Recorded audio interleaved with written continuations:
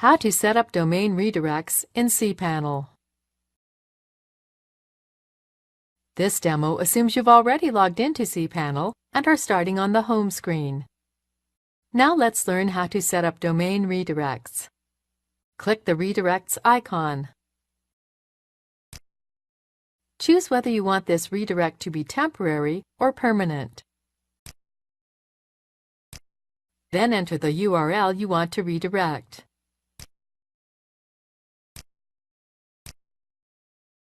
Then enter the destination URL where you want visitors to be redirected to.